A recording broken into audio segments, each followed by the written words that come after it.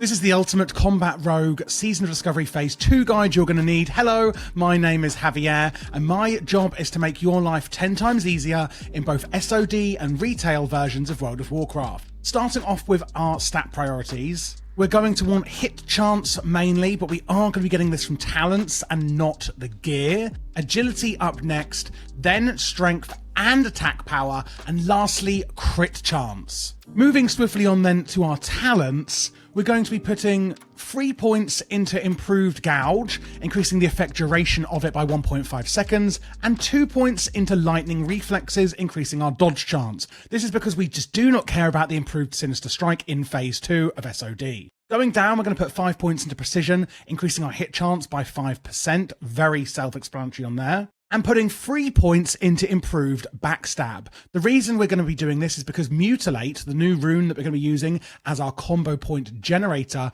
does actually benefit from anything modifying backstab. We're also going to put 2 points into endurance, reducing the cooldown of our sprint and evasion abilities by 1.5 minutes. This is a sort of quality of life and just an all-around good talent, and brings us down to the next row, where we're going to put 5 out of 5 into dual wield specialization, improving our damage done by our offhand weapon by 50%. Now, we are going to be dual wielding specifically daggers with the Mutilate build. You need to be using daggers, and it does need to be dual wield for this. We're also going to put 5 out of 5 then into dagger specialization, increasing our crit chance with daggers by 5%. Going down one more, it's 1 into Blade Flurry, increasing our attack speed by 20%, and in addition, our attacks will strike any additional nearby opponent. That's a 2-minute cooldown, and of course, we love that extra attack speed. We're also going to put 2 points into Weapon Expertise, increasing our skill with Sword, Fist, and Dagger weapons by 5. And at this point, you can see we're going to need another 2 points to get into Adrenaline Rush. I'm just going to go back up and put these into Lightning Reflexes, further increasing our dodge chance.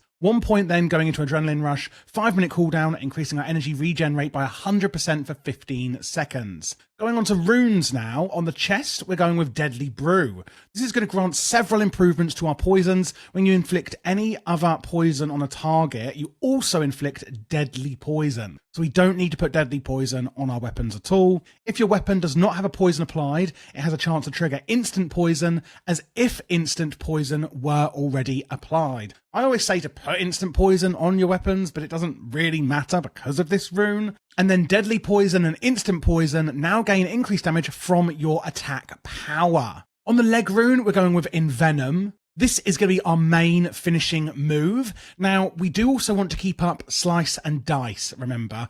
As usual, with the rotation, always keep up your Slice and Dice on the target, but then your kind of filler or main finisher is going to be Envenom. This is a finishing move dealing instant poison damage based on your deadly poison doses on the target. Following that Envenom attack, you have a 75% increased frequency of applying instant poison for 1 second, plus an additional 1 second per combo point. This goes very, very, very well with Mutilate, which is the next rune we're going to be using, instantly attacking with both weapons for 100% weapon damage plus additional damage increased by 20% against poisoned targets, and awards 2 combo points. Mutilate does benefit from all the effects that affect backstab, hence going into improved backstab on the talents. On the waist rune, we're going to go for Shadow Step, attempting to step through the shadows and reappear behind your target, increasing movement speed by 70% for 3 seconds. If you want to do some AoE, you can go on Shuriken Toss, but really, it can be a bit more for tanking. It's kind of up to you. Take it if you want, if you're doing loads of AoE, but I'm going for Shadow Step on here.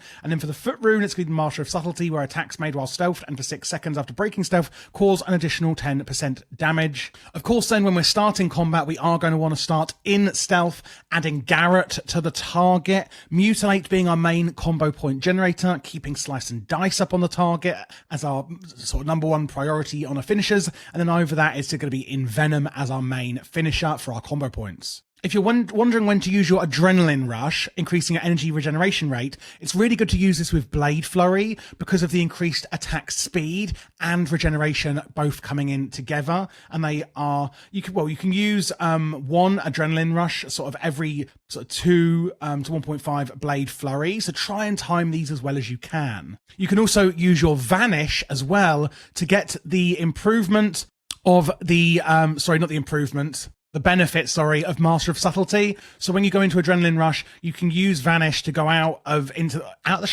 the shadows, basically meaning you can get the stealth benefits and therefore getting an extra 10% damage from the Master of Subtlety rune. And that's pretty much the rotation. It's really quite straightforward, but it's so fun. Mutilate is insanity this phase, and I'm praying they don't nerf it. Taking a quick look at Pre-Bis Gear. I'm not going to go into like full detail on this. I'm just going to kind of give you the list. I am going to be doing a full gearing guide now that I've simmed and prepared everything. So make sure you subscribe so you don't miss that. That's going to include leveling gear, biz, and pre-biz. And also, guys, if you would like to join my Discord, we have a new guild in EU for people playing Season of Discovery, and we are going to be raiding Nomagon, of course. And if you have any class questions, UI questions, anything like that, we have a really knowledgeable team and community in the Discord of over now 2,200 people, I think, where we're all playing World of Warcraft, both SoD and retail. It's a very, very active and welcoming community. So you can see here then there's some good quests like getting Humbert's helm, etc. On the neck, you can do a lot of PvP with Honored of the Warsong people. The Warsong people! There's some really good world drops, specifically if it has of power on it. These are going to be really good, or of the tiger. You can get all of those on the auction house. There's a few good quests like the Deathkin belt. Level working, of course, is going to be fantastic in phase 2 for us rogues. And again, especially on the rings, there's a lot of like PvP ones that are still really good. And Deadmine, Shadowfang Keep, etc.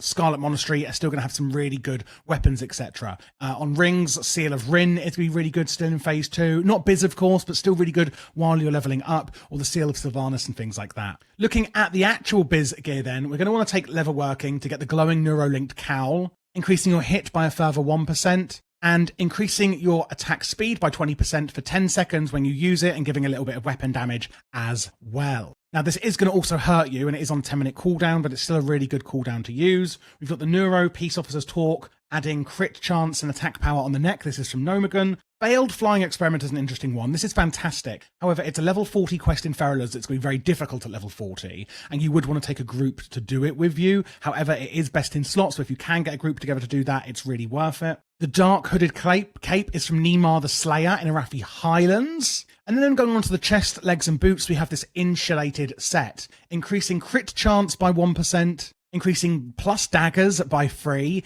Ignore the druid bit at the bottom. It is for rogues and druids, hence the daggers and then the bear, etc. And this is really good with load of strength and agility on it as well. And again, this is on the legs and the boots as well, all from Nomagon. Forest Stalkers are going to be biz. These are Warsong Outriders Exalted Reputation rewards. So a bit of a grind on that one, but very, very good. Remember, we are wanting daggers on the main and offhand. Toxic Revenger 2, being from Nomagon is fantastic. And the World Drop Gut Ripper is going to be fantastic on the offhand. Again, make sure that you do get both daggers. Not specifically, well, specifically these ones for biz, but if you haven't got these ones, you do need to make sure you do have 2 daggers. Machinist's Gloves on the glove slot are insane. It adds 30 attack power specifically against mechanical units. Hello, Nomagon. So that's obviously fantastic. And a Skullduggery waistband on the belt, which is also great. And from, is this a World Drop? No, it is, that is from Nomagon. You better believe it, baby. Again, insulated on the legs and boots.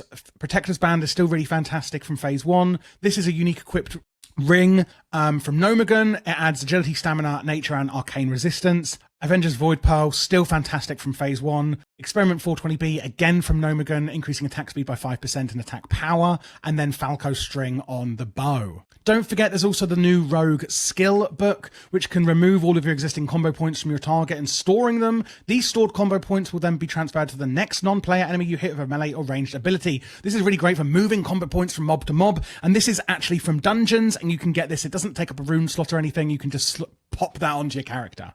Regarding what consumables to take, using a Scroll of Agility, Elixir of Agility, etc. like shown here are really good. Dragon Breath Chili is fantastic, and this actually stacks with your other food buff. Could be quite expensive on the AH, we'll see. However, if you've got the money to burn, this is going to be the one for you, belching that flame at enemies. Elixir of Ogre Strength, of course, also being good with some strength on there. And regarding the foods that you can then stack that chili with, I would recommend the spider sausage. There is a Kodo version and a few others. I do think spider sausages are the easiest to farm. Northwest area of Dustwallow Marsh, that is where you're going to want to go to farm the spiders. They have a really high drop rate, and this can be learned from Orgrimmar and Stormwind's cooking trainers. If you're wondering what other profession to take alongside leatherworking, assuming you're not taking skinning, of course, which would be a gathering one, if you're really looking to min-max, enchanting is the best bet in my opinion. Adding this sigil, increasing attack power by 20 for 30 minutes, doesn't persist through death and is on a 30-minute cooldown, so try not to die when using it. If you're wondering how to get the leatherworking helm and this sigil,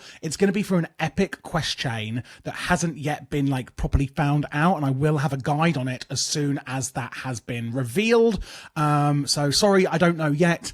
This is obviously early days, but again, I will have a guide as soon as it comes out with the information regarding that, so I can get it myself as well. And that, guys, should give you everything you need to know to succeed as a rogue in combat, combat spec that is, and in combat in phase 2 of SoD. If you guys want to go one step further, you can actually support me get these videos out by joining either my Patreon or my YouTube membership. Link down below for both of those. That gives you access to a secret channel in my Discord where I can help you a lot more with setting up your UI, helping you review your logs, and importing your UI from mine if you like my UI, things like that for both retail and SoD, etc, etc.